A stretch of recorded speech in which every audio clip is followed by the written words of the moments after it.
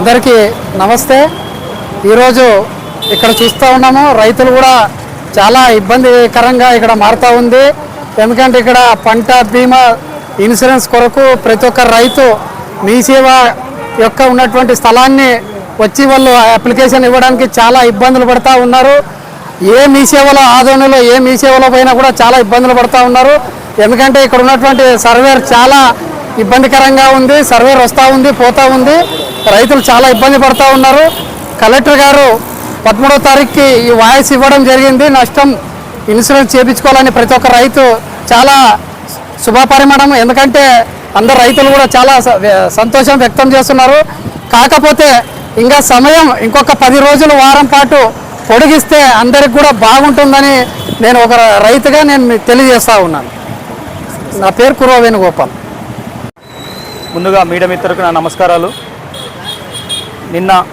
నిన్నటి రోజున మన కలెక్టర్ గారు కర్నూలు జిల్లాలోన కరువు ప్రాంతం వర్షం లేకపోయినా కరువు ప్రాంతం ముందుగానే వస్తుందని చెప్పి కలెక్టర్ గారు మనకు తెలిపారు. అందరూ నిన్న నుంచే అలర్ట్ అయినారు. సోషల్ మీడియాలో మొన్న ఏదైతే పోస్ట్ చేసిందో మేడం 3 రోజుల కింద ఏదైతే పోస్ట్ చేసినారో అప్పుడు అందరూ మేలుకున్నారు. ఇది 8వ తారీఖే వచ్చిందని చెప్పినారు. కానీ ఎవరికి అప్డేట్గా ఎవరు చెప్పలేరు, అధికారులు ఎవరు అప్డేట్గా చెప్పలేరు.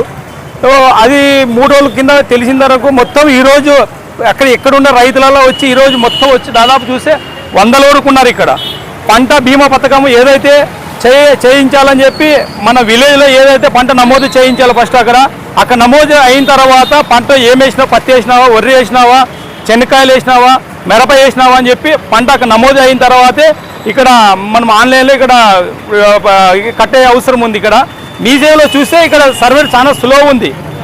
ఈ స్లో ఉండే విధంగా డేటు పొడిగించాలని చెప్పి మేము అడుగుతున్నాం. ఎందుకంటే ఈరోజు లాస్ట్ 15వ తారీఖు అని చెప్పారు. అది కూడా ఇంకా నిన్న నైట్ ఒకటి చెప్పారు. ఏం చెప్పారంటే గడువు పొడిగిస్తున్నామని చెప్పండి. ఏదైతే ఎక్కడైతే మనం లోను ఎవరైతే తీసుకున్నారో ఆ లోన్ తీసుకున్న వాళ్ళకి మాత్రమే గడువు పెంచారు. కానీ మిగతా వాళ్ళు ఎవరైతే లోన్ తీసుకోలేరు, బీమా పథకం లోన్ ఎవరైతే తీసుకోలేరు వాళ్ళకి లేదు. కేవలం ఈరోజు లాస్ట్ అని చెప్తే అందరూ చాలా బాధపడుతున్నారు.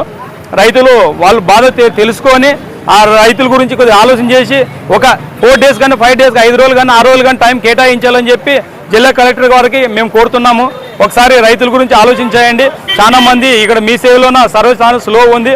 ఒకసారి అధికారులకు ఒకసారి గుర్తుపెట్టుకొని చేయాలని చెప్పి నాకు కోరుతున్నానండి. నా పేరు మహాదేవ్, బీజేపీ మండల అధ్యక్షుడు అండి. ఈరోజు రైతులందరూ కూడా ఆదోనిలో ఉన్నటువంటి నెట్ సెంటర్ల చుట్టూ అదేవిధంగా మీ సేవల చుట్టూ తిరుగుతున్నటువంటి పరిస్థితి.